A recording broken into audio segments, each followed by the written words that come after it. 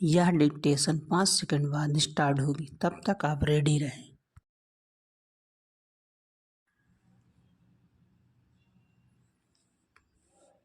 Ready, start.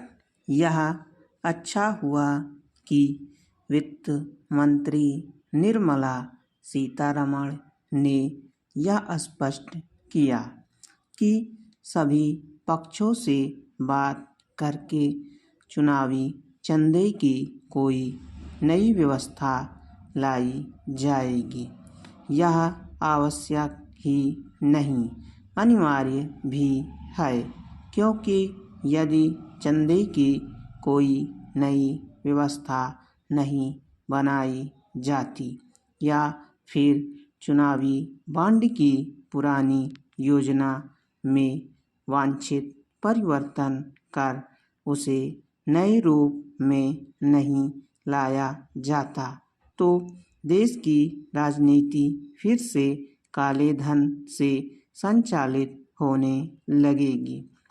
विडंबना यह है कि न तो कोई यह बता रहा है कि क्या चुनावी बॉन्ड की खत्म की गई योजना में कुछ बदलाव कर उसे पारदर्शी बनाया जा सकता है, और न ही यह चंदे की नई पारदर्शी व्यवस्था क्या होनी चाहिए।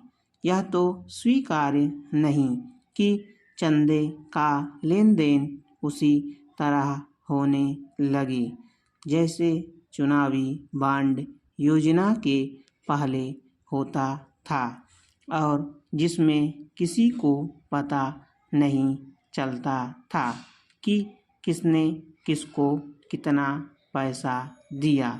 यदि विपक्षी दलों को वित्त मंत्री के कथन पर आपत्ति है, तो फिर उन्हें यह बताना चाहिए कि चुनावी चंदे की कोई नीर छीर व्यवस्था क्या हो सकती है।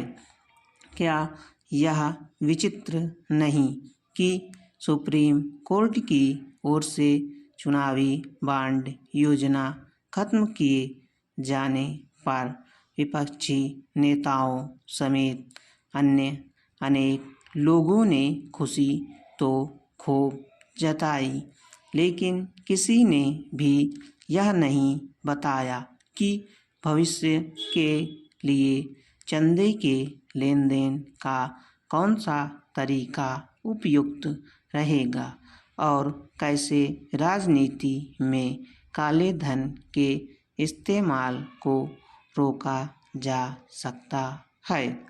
कई विपक्षी नेताओं ने चुनावी बॉन्ड योजना को लूट और उगाही तो करार दिया, लेकिन वे इस प्रश्न का उत्तर नहीं दे सके कि आखिर जिन कंपनियों ने भाजपा को चंदा दिया, उन्होंने उन्हें भी क्यों दिया। आखिर वे यह कहना चाहते हैं कि भाजपा को मिला चंदा बुरा था और उनके दलों को मिला अच्छा। निस्संदेह कोई भी यह दावा नहीं कर सकता कि राजनीति का काम बिना पैसे यानी चंदे के चल जाएगा। प्रत्येक लोकतांत्रिक देश में राजनीति चंदे के पैसे से ही चलती है, लेकिन विकसित देशों ने उसके लेन देन की प्रक्रिया एक हद तक पारदर्शी बना रखी है। इससे जनता को यह पता चलता है कि राजनीतिक दलों को कौन और कितना चंदा देता है। चुनावी बॉन्ड योजना भी इसी उद्देश्य से लाई गई थी, लेकिन वह इसलिए पूरा नहीं हो सका क्योंकि इस योजना में वांछित सुधार नहीं किए गए। वास्तव में इसीलिए सुप्रीम कोर्ट ने उसे रद्द कर दिया। अब इसके बाद इस पर विचार तो होना ही चाहिए कि चंदे की नई व्यवस्था कैसे बने।